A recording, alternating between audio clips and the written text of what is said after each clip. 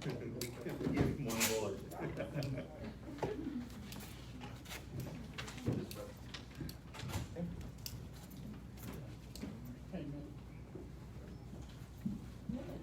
Morning. Good morning.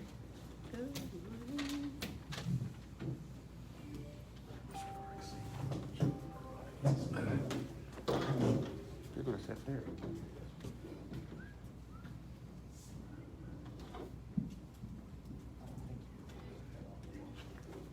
Yeah,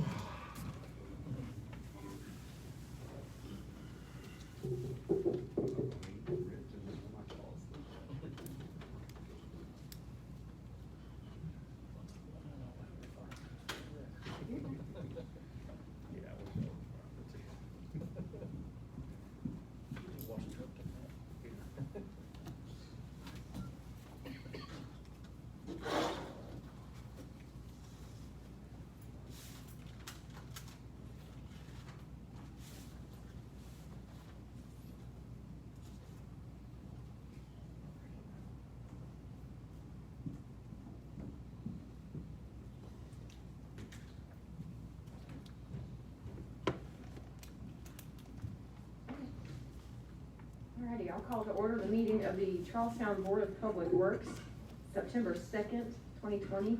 It is 9:01 a.m. Welcome, everyone. We'll begin our meeting by all rising and saying the Pledge of Allegiance.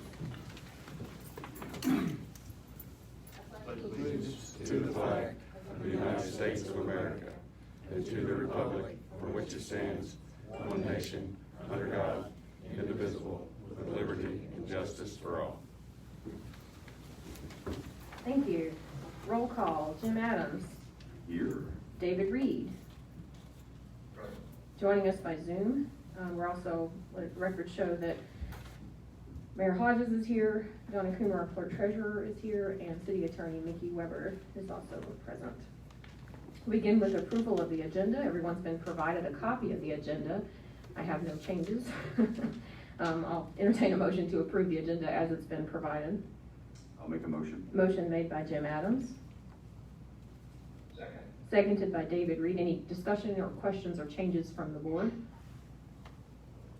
Hearing none, all in favor of approving the agenda as provided, please say aye. Aye. None opposed, unanimously passes. In the interest of time, we have quite a packed agenda today.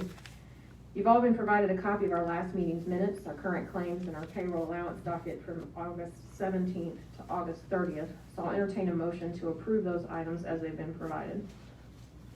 I'll make a motion. Motion made by Jim Adams.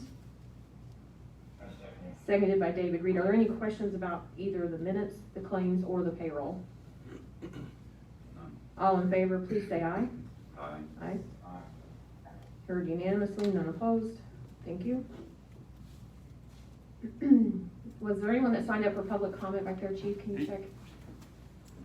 I think you're on the agenda, Yeah. Mr. Dunn. Oh, so- no, he's on the agenda also. Mr. Yeah. Dunn and Mr. Stubblefield, but I think they're both on the. They are on the agenda. Okay, great.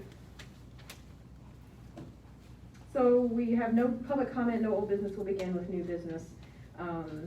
Starting with Chief Wolf, who's going to talk to us about the demolition of the old police station, and we'll stay up for the next agenda item, police policy amendment. Good morning, Board. Good morning. All right, so a couple months ago, I asked the mayor about this old police station, and she suggested I get quotes for tearing it down. So I did. I reached out to 3 different companies: All Terrain Paving, who's been doing some work in the city, also HCL Demolition, who's done some work in the city, and Dan Christiani Excavating, who's done some work in the city. And as you can see, All Terrain Paving came in at about $99,000. HCL Demolition came in at about $31,400, and Dan Christiani came in at $15,110.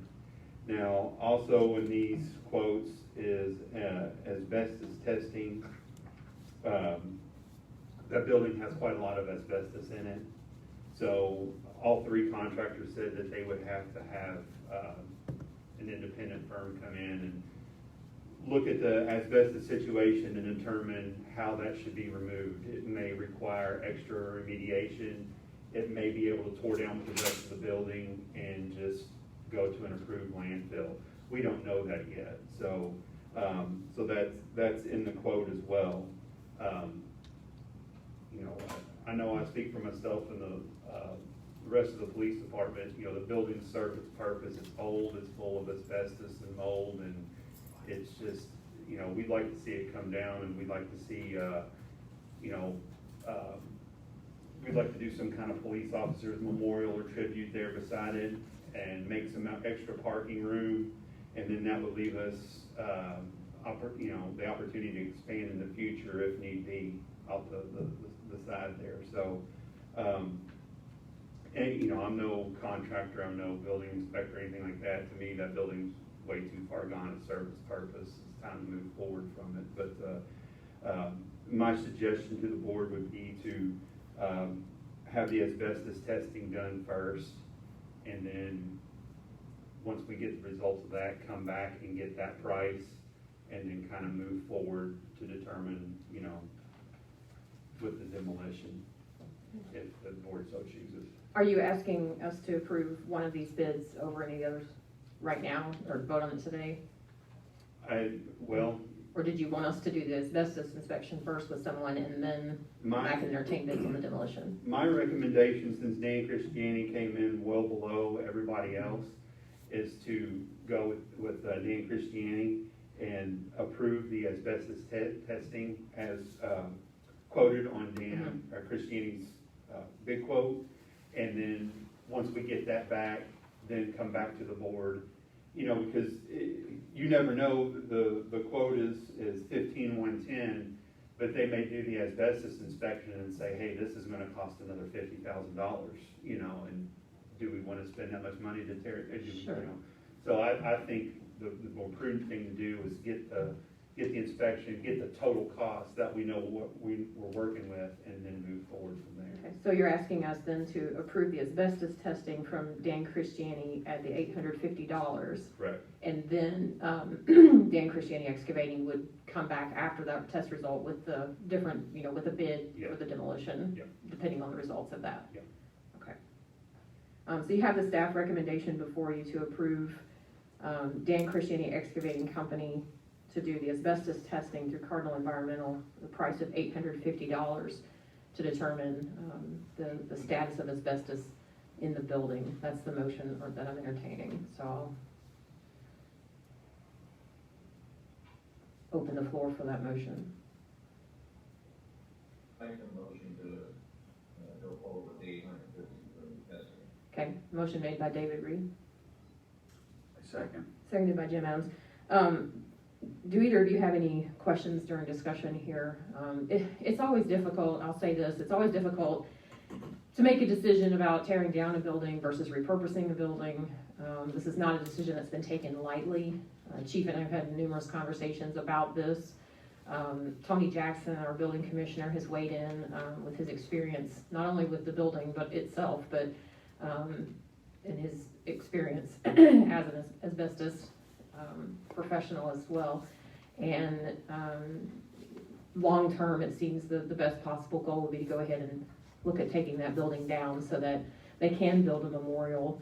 And I believe, Chief, you talked about you repurposing some of the memorial pieces that are in the building now, the stone. Yeah, we've talked about using some of the building and maybe repurposing it somewhere, maybe in the memorial tribute or whatever, you know, we decide to do. So that's still in, you know, we need to reach out. If we did tear it down, we need to reach out to a company as far as like designs of some kind of memorial tribute or something. I'm leaning more towards a tribute than a memorial at this time, you know, and we can talk more about that later, but but yeah, we'd like to maybe repurpose some of it in that kind of tribute, you know. And long term, as our city grows and our police force grows, we will need to add on one day to the to the new police station. This would make that facilitate that a little bit better. So I'll take any questions or comments from the board.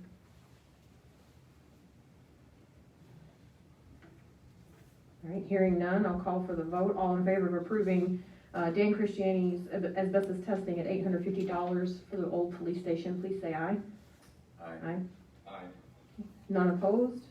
Carries unanimously. So go ahead and engage him for that asbestos testing and then follow up after that. Okay. And then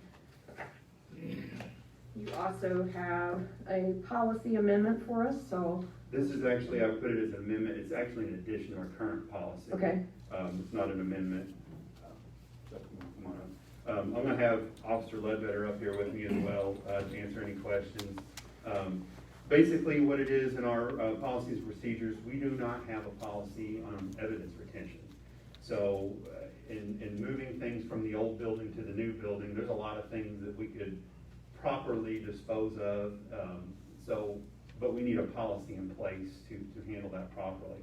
So, Officer Ledbetter's kind of drafted this policy. I've looked through it, we've made some changes. I've emailed it to City Attorney, Mr. Weber. He's looked through it, he's made some recommendations, those changes have been made. So I'm here today to kind of present that before the board for approval. It basically just states how long, like, for example, like our recorded video and audio, it basically lines out how long we keep those items when not used for like court or anything like that. Now, if it's something that's the officer needs recorded, be burned into a CD and logged into evidence, and you know, firearms, how we release firearms whenever they're taking it for safekeeping or as evidence, and just different things like that. It kind of outlines how we handle our evidence, how we retain that. okay. I'll entertain a motion to approve this policy in the Title 3 Rules and Regulations, Article 5, Crime Scene and Evidence, Chapter 10, Evidence Retention to the policy manual. I'll make a motion. Motion made by Jim Adams. Is there a second? Second. Seconded by David Reed. Any questions? Mickey, all good on your end on this? All good. In fact, it's a really good idea. The Indiana Code specifically authorizes that evidence be destroyed at a certain time period after a case has been resolved. So this will get us in line with that, and it seems to require retention of everything until the case is disposed of at trial and either not appealed or the appeal is concluded. So it's not going to destroy anything that's going to be necessary in any criminal prosecution. Okay. Any other questions from the board? None. All in favor of approving this policy addition, please say aye. Aye. None opposed? Carries unanimously. Thank you, gentlemen. I'm gonna go ahead and update the board if it's. Sure, if we yes. have- I know you've got some exciting stuff to go take care of, so I'll let you go ahead and do your Yeah, update. we got our new cars in yesterday, so we're taking those today and start getting them striped, so before too much longer, you'll be seeing some new Charlestown police cars, black and whites on the streets in Charlestown, so we're pretty excited about that. All right, well, thank you. All right, thank you. Next on the agenda, we have Jared Dunn regarding Main Street parking. Mr. Dunn, if you'll just state your address for us and, Good morning. Good morning. 22 Main Street. Jared, as you said. Just a couple seconds, a couple questions / concerns. The new Renaissance apartment building, beautiful, looks great, by the way. My concern is it looks like they only seem to have maybe one parking spot per apartment. So my concern is when that place fills up, I'm afraid the overflow, since there's not enough spots, is going to end up parked right in front of my front door because I'm the closest thing to that place. Is there a way about going and getting like signs made that says barbershop parking only? Is that legal? Can I do that? Can I have them made? If so, how do I have them made? Does the city make those and provide me with those, or do I need to do it myself, or? sure, okay. Are you wanting like maybe 2 spots in front of your building there, reserved for you? If we're going on how wide my lot is, 2's all that can fit there, but Mhm. Helen that lives next door, they don't mind if people park, she don't mind if people park in front of their place. Police station, they don't mind if people park on their side as long as it's not in front of their building, but more in front of the old police station, which, by the way, please take that down. My other concern, and I brought it up a year ago in here, what's his name, Jason, that's overseeing from ARC? Jason Sams? Mhm.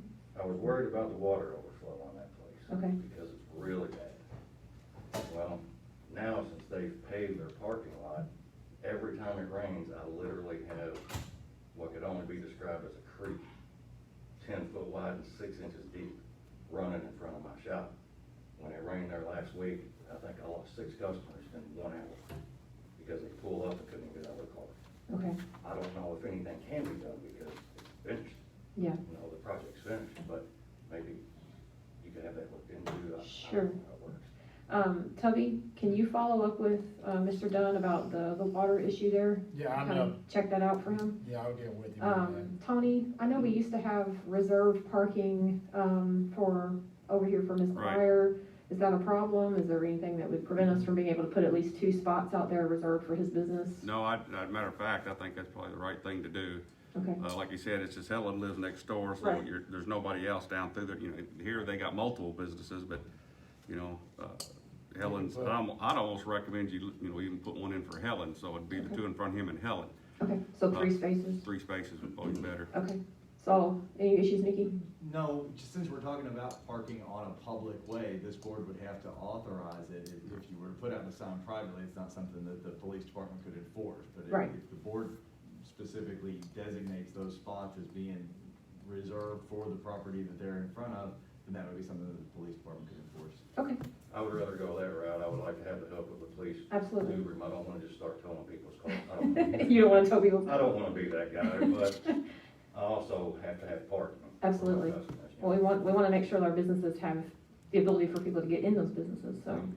I'll entertain a motion then to allow for 3 reserved parking spaces to go in front of, Jared Dunn's barber shop and Helen Chester's residence, and that address again, Jason, was Mine is 722. I'm not sure what her address is. 722? Mine is, Yes, yes, Barbara Main. House, 722 Okay, Main, yes. and then the house next door, the residential Yes, parking. ma'am. So I'll entertain a motion for those 3 parking spaces. I'll make a motion. Motion made by Jim Adams, is there a second? I'll second. Seconded by David Reed. Did the board members have any other questions? None. Okay, call for the vote. All in favor of approving 3 reserved parking spaces, please say aye. Aye. Okay, sounds like it carries unanimously, so we'll get you those, we will take care of those signs. You will provide Yes, the signs then? We'll take Okay. care of those. Thank you all so much. And then Tubby will follow up with you, he'll make sure he gets in touch with you Okay. about, the drainage, and if he doesn't, let me know. Thank you so much. Okay, thanks. Appreciate it. Good morning. Next, we have Mr. Sean Stubblefield regarding an appeal.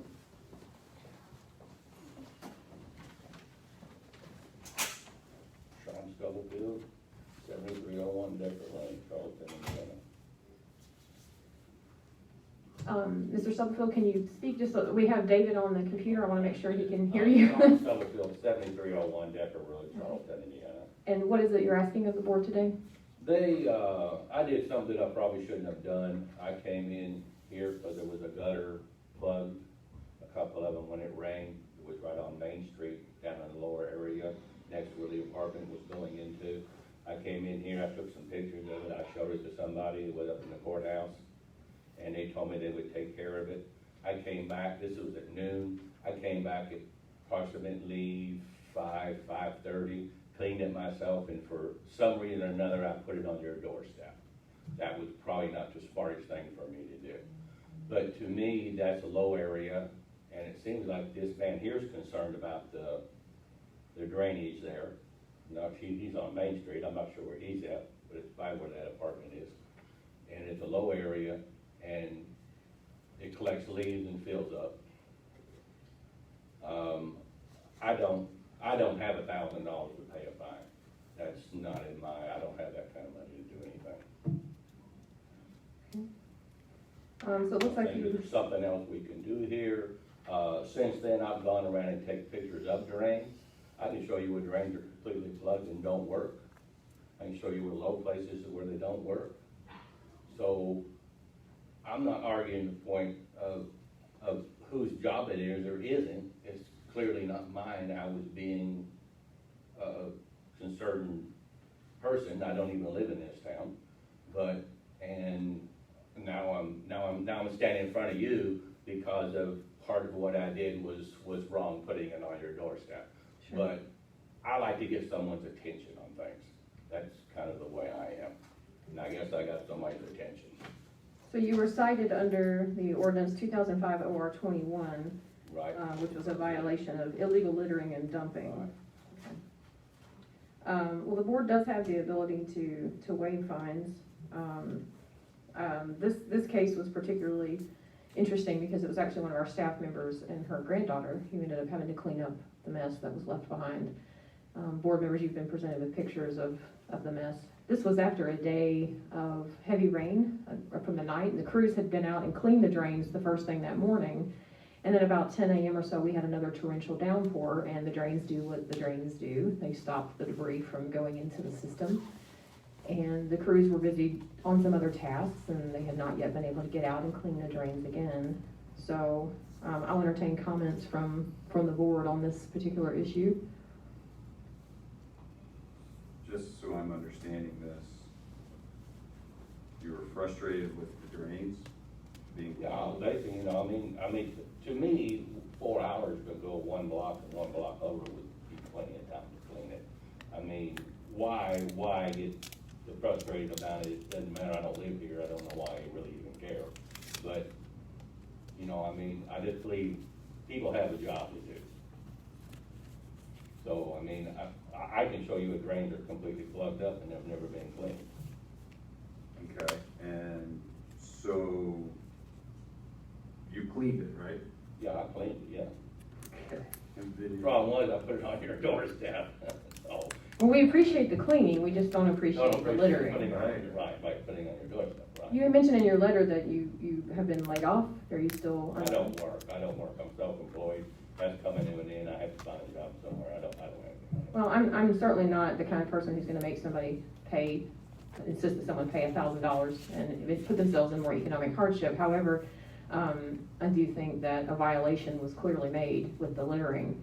I would ask the board to entertain an alternative violation, perhaps some community service cleaning drains for a set amount of hours to waive this fine and move on from this issue. Is that something that you would find amenable, Mr. Stubblefield? Fine with me. I recommend that Mr. Stubblefield perform at least 15 hours of community service cleaning drains on behalf of the city after big rain events to waive this fine.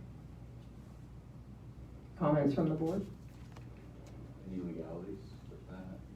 You can waive, first of all, the board can review any citation if it's appealed for a factual basis. This does not seem like that. Mr. Stubblefield has come in and acknowledged that he did a thing that he thought was a good thing, cleaning the drain, and did a thing he thought was a bad thing, leaving all that garbage on the doorstep.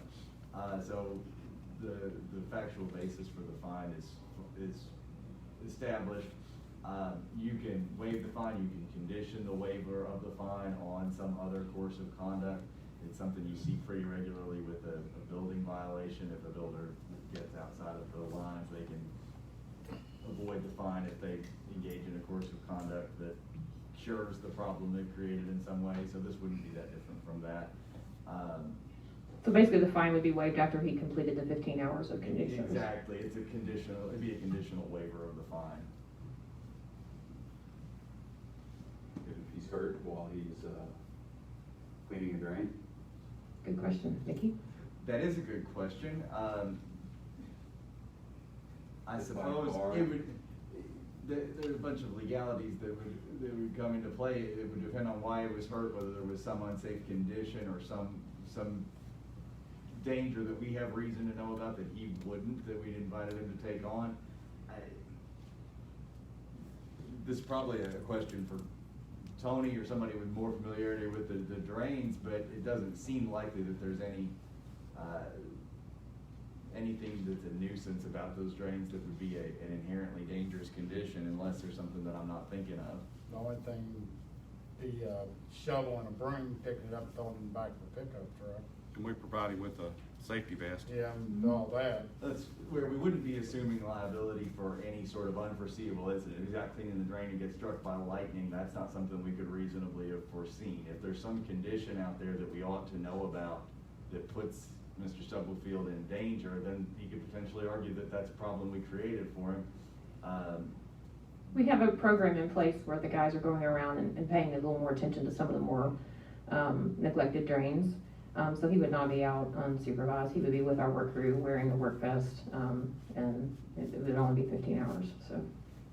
And he wouldn't be employed, so I think that it's not a non-existent liability issue, but it's pretty minimal one. Okay. Mr. Reed, any questions from you?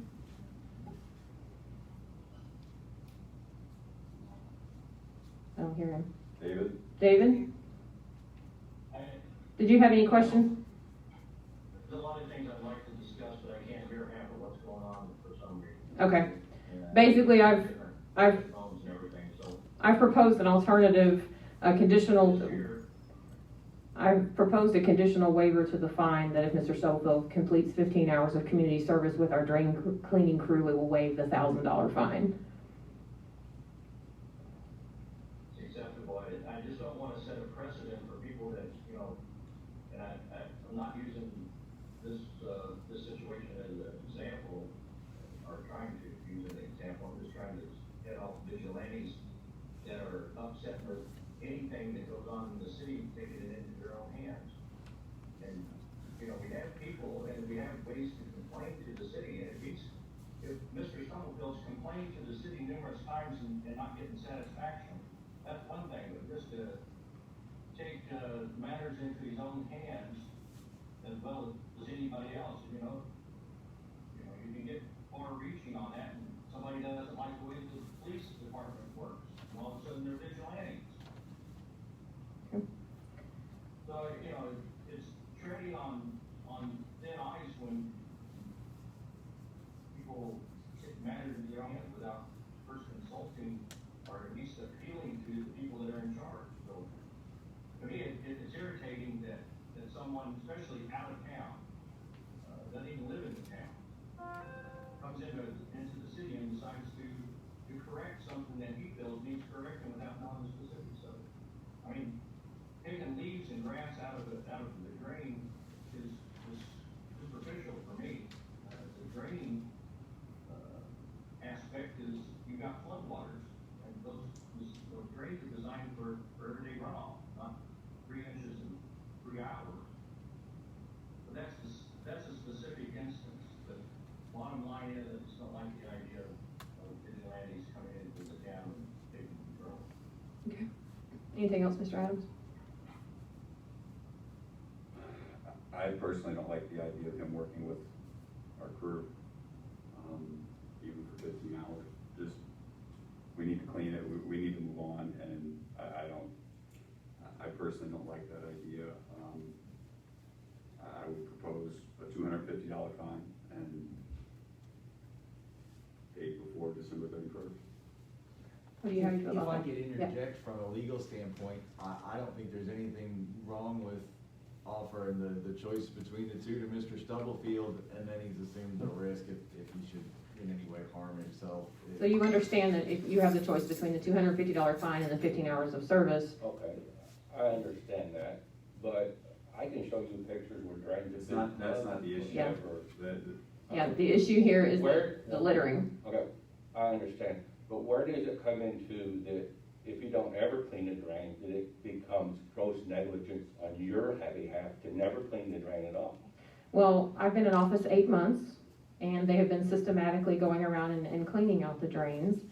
It does take some time to manage. We have a work crew of 3 people on that crew. That will be corrected January 1, hopefully, and they'll have 4 people on that crew. So there is some time it does take to get things done. That crew does a lot of other projects as well, and they work it in when they can. We have had some really torrential downpours this year already. I understand. So they do their best to keep up. Plus the drains that you were pointing out in your post were actually on a state road. So the fact that our crews actually go out and do that is kind of a service in itself. The main road is a state road. Yes, it is. But we do our best to keep up with our city and making sure that it runs clearly and smoothly. I actually just sent a new set of pictures of drains to our work crew on Monday, just 2 days ago, that they needed to spend some attention on. So they're working on it, Mr. Stubblefield. But your options, the issue here is not which of our drains need to be cleaned or how badly they need to be cleaned. The issue is the littering, and we're dealing with the fine. So the options are either take the $250 fine, or assume the responsibility of completing the 15 hours of community service to have that fine waived. If someone sent you pictures of, on Charlestown top, Monday, it wasn't me, because shortly after that happened, I took No, myself out. I went out, and I go out every day and drive around the city, and I went out and found some drains that needed attention, and I sent those pictures to my work crew to ask them to spend time doing that. This was me checking on the city. I'm not in, I took myself out of that Sure.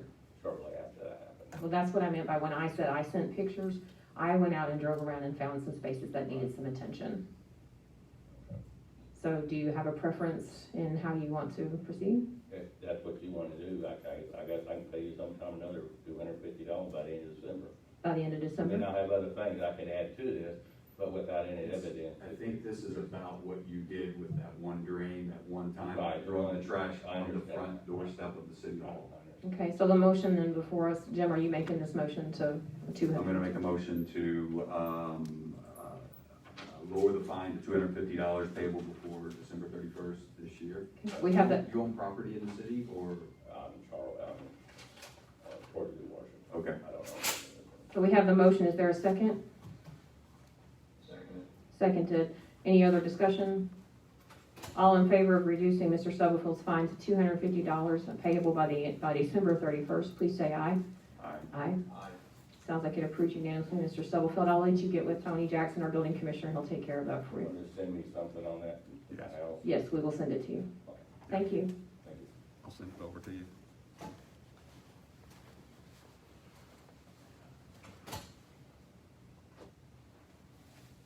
Okay, some staffing updates. I just wanted to update the board on some changes that I've made recently in workflow management. So one of the benefits of having the board approve the new sanitation truck and for having the council approve the funding to pay for that truck so that we can get it more quickly is that we're able to take some of our part-time workers that have been working in sanitation and put them in some areas where we need them a little bit more on a daily basis. So I've done a little bit of shuffling for workflow management. I've moved Mr. Mike Pierce, who used to drive the back-end loader truck with the tippers, since we do not need the tippers anymore. When the new truck comes in, he's now over with our grass cutting crew. Mike Hughes is now overseeing that crew.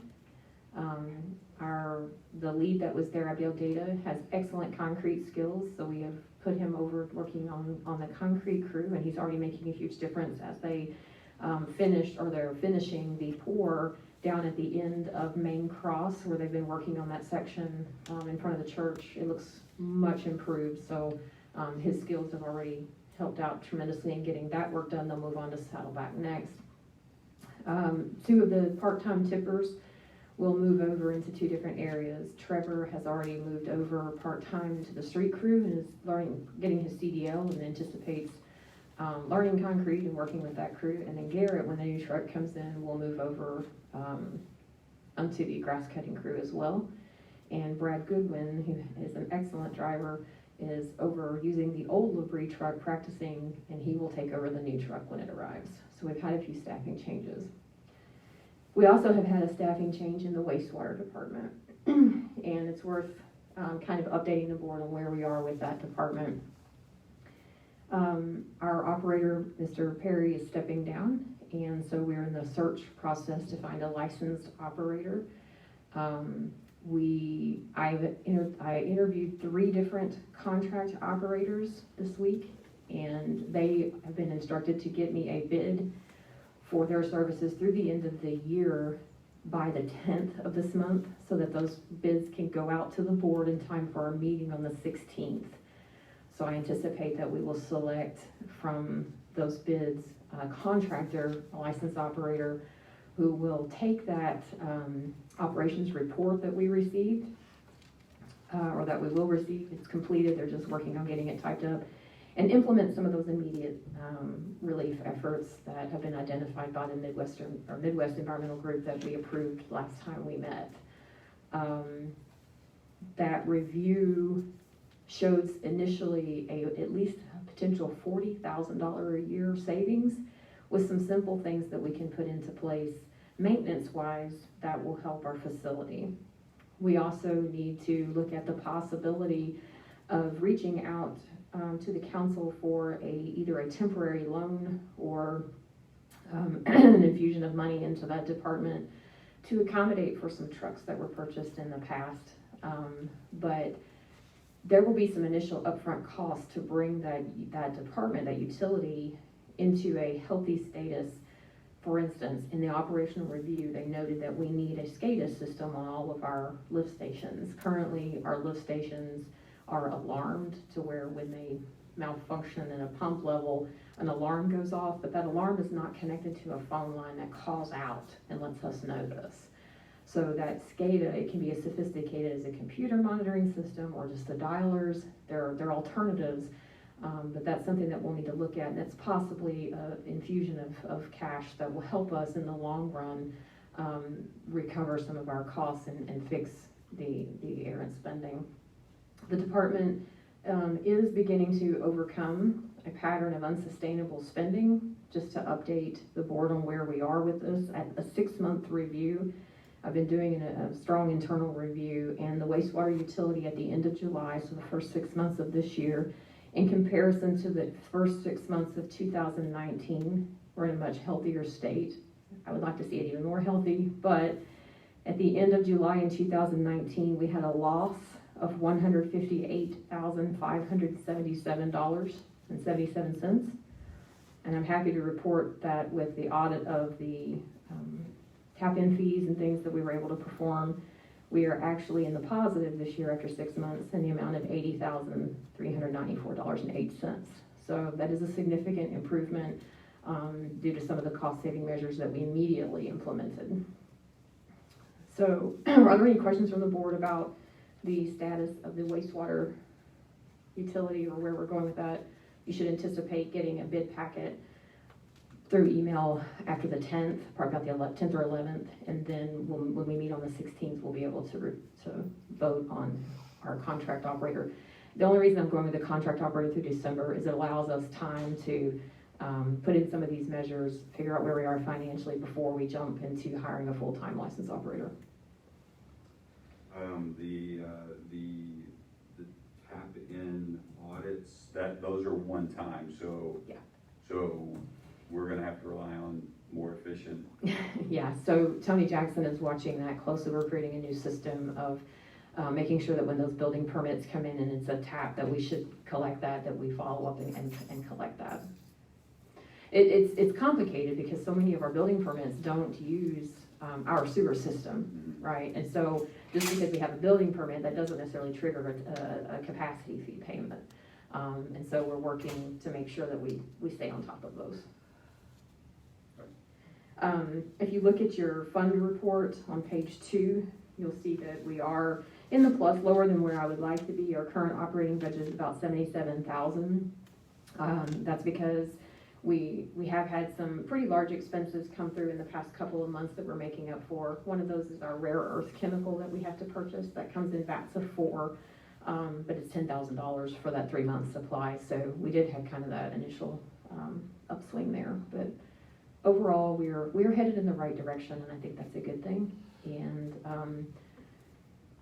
I look forward to having the board review those bid operations and getting that done. David, did you have any questions? Okay. I also want to give you an update on where we are with sanitation with the utility. The profit and loss statement for the 6 months comparison. Last year, the 6 months comparison, we had a loss of $19,264. This year, I'm happy to report that we are in the positive again at the end of 6 months with $9,953.17. So both our sanitation and our wastewater utilities are in much healthier financial status at the end of 6 months of this year than in comparison to last year due to the aggressive cost saving measures that we put into place. Okay. I have nothing else on that. Department reports, if you don't have any major report, there's no need in coming forward. Communication multimedia, you're good. Streets and drainage, Tubby, is there anything? We're good. Sanitation, animal control, nothing. Wastewater, already given you an update. Parks and recreation, do we have anything? I can. Okay. We like hearing from you, it's fine. Well, I mean, it's fine. I just always like to give an update. So Halloween planning is going extremely well. We're still on track to doing the October 17th with the parade. And then following up, I'm happy to announce that the state park is willing to partner with us to do hopefully a drive-in style movie. We put out a poll on social media, and it seems like everybody likes the idea of doing Hocus Pocus, which I am not opposed to. Growing up, being a 90s kid, that's one of my favorite Halloween movies. So I'm happy to report that the state park is willing to partner with us on that. So that's a great partnership for us to be able to have a much larger space. Depending on whether we've got 2 different locations that we could possibly do the movie at, just depending on, it's October. I mean, it could be warm, it could also be extremely cold. So depending on, as that gets closer, we'll announce which location we're gonna go with, but it will be at the state park. I know it's September, but we're already planning for Christmas. I'm happy to announce that we're kind of just assuming COVID's going to be around, so we're just not even going to mess with trying to do possibly the normal things that we would do in the Parks Department. I don't want to go into too much details about that too much, just because it is several months out. Things could change in between now and then, but just know that I am talking to Santa Claus on a daily basis, and I think it's okay to go ahead and point out that we're doing the market. Mm-hmm. You can go ahead and say that, talk about doing the market. So. The winter market, so I kind of looked over how much we spend to do the ice rink, and then try to figure out about how much we make on it, and unfortunately it just doesn't look like it's had its great moments. People seem to enjoy it in the past, but as the years have gone on, that number has just slowly declined to where I just don't feel like it's worth putting in the amount of money. So I decided to decide, okay, I've got this big, panel that's completely covered. The weather wouldn't affect it. What do I do with that space? And the mayor kind of came up with a great idea, and I kind of was like, oh my God, that's actually pretty awesome. It's called a winter market. The idea is it's kind of like over in Germany. They have kind of like a Christmas market set up. It's a big undertake, and thankfully I don't have to do this all by myself. Julie Hester did our pop-up market up at the square during the music thing, and we reached out to her and said, hey, would you be willing to reach out with your connections? She's a part of that marketing squad of people, so she's better equipped to reach out to vendors and stuff like that. And so we measured it out, and I think they're going to have, is it 10 by 10 tents, we can have up to 25 vendors. Yeah. Roughly speaking, about 25 vendors. I think we agreed at $25 per week. So the idea is that they'll set up, I believe it's a Friday through Thursday. Thank you. I'm like, wait a minute. And so the idea is that each week they will set up every single day, excluding Sunday, just because we won't be open. For $25 for that full week, they'll be able to sell hopefully German-inspired type things. So you've got like the homemade Christmas ornaments, baking goods, roasted nuts, whatever, homemade good type things. So that'll kind of be a different thing that we're doing this year, but I'm also really excited.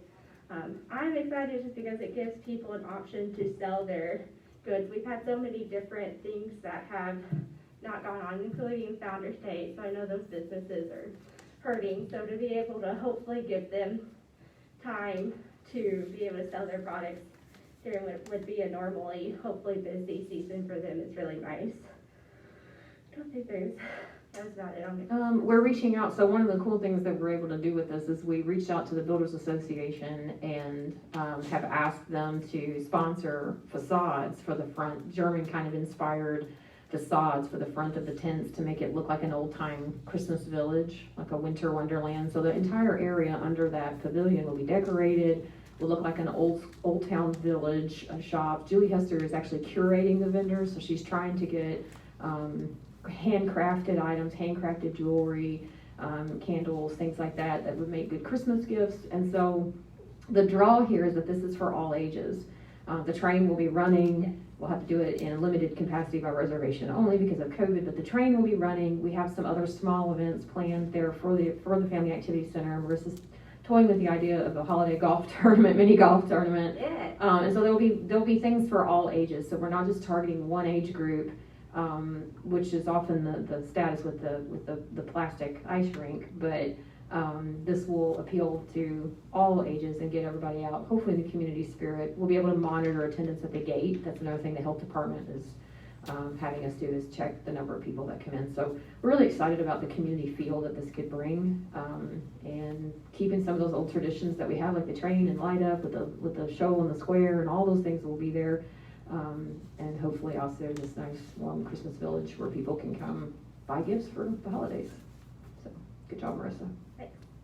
Just to put it on your guys' radar, I did ask Mike, who's our new lead laborer. The mayor's been very persistent about getting on a schedule for different equipment. And Mike's a little bit more well knowledgeable in the parks department. He's worked there in the past. So currently we are getting ready to start making a schedule for the lawnmowers, just to be able to say, okay, after this amount of years, we're gonna trade this, lawnmower in. That money will go towards the use of a lawnmower. I'm not asking for any type of approval today. It's just mostly just to let you guys know that, like, probably by the end of this year, early next year, when I do come to you guys, there is a lawnmower currently that Mike feels like may or may not be worth actually putting more money into. But So you're working on a replacement plan? Right, Okay. yeah, just a replacement plan. And then also lastly, just to let you all know, the A&E Center is pretty much booked up most weekends for both the month of September and October. And then November, December, there's still a couple of spots open. But it does look like, for the most part, those weekends are completely filled, so, which is good. So that's all I got. Okay, thank you. Tony with Planning and Zoning? I'm gonna go real quick over this valuation report. Sure thing. Good morning, Good morning. gentlemen. I don't know if you guys have got the copy of the evaluation report. I don't recall seeing I don't remember if it went out by email. Email David, did you get an evaluation report by email from Tony? from Jenny? From Jenny? No, Okay. no. We'll make sure you get it, I'll send it to you as soon as we're done here. as soon as we're done.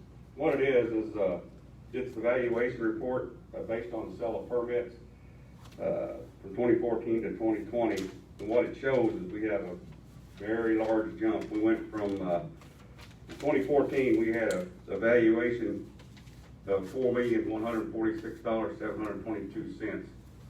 And that's based on the sale permits on $90 a square foot, which is a number that is given to me by 3 different agencies. Then it jumps up to 15 million in 2015. 2016, we had 11 million.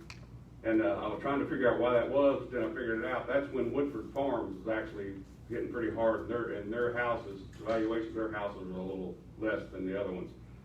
Then we jumped up to 16,256. And then at 16,871, then we jump up last year to 18,342. And then this year, we're at 92,453, and we're only in September. So I look to be about 24 million more assessed values by the end of the year. This is some information that's pretty helpful when we go to do our taxes and make our appeals. Like I said, the construction cost over 2019 and 2020, those 3 companies that I talked about making the recommendation are saying we should go to the high end of the recommendation at $110 per square foot. I can see that. And it's like I said, it's all based on the permit sales. Just for some information, one of the companies I deal with is Dodge, and I put a sample of their little newsletter I get. It shows the report that I have to fill in every month for them. All 3 people get reports on how many houses we sold, their square footage, and their valuation cost. Like I said, that's just something I wanted to provide you guys. I'd like to try to provide, just give you a little update on how well we're doing. We're at 142 permits. I'll look by the end of next week to be at 150 is what we sold last year. So I'm really, after talking to some of the developers, I think we'll be at 200 probably by mid-November. We'll throw you a party when you hit 200. Yeah. Like I said, we get up to 24 million. Like I said, I think the mayor's dealing with the state on some tax issues, but yeah, this is hard numbers off of permit sales. Great job. Thank you, Tony. Don, do you have anything that we can look at for you? Okay. And I don't have any other update beyond what I said. Unless there's anything from the board, I'll entertain a motion to adjourn.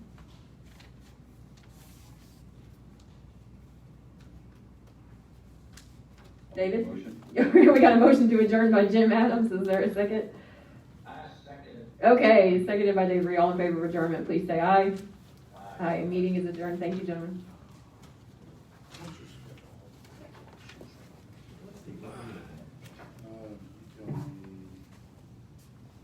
I'll send you a letter, explaining all that to you. Friday, This week.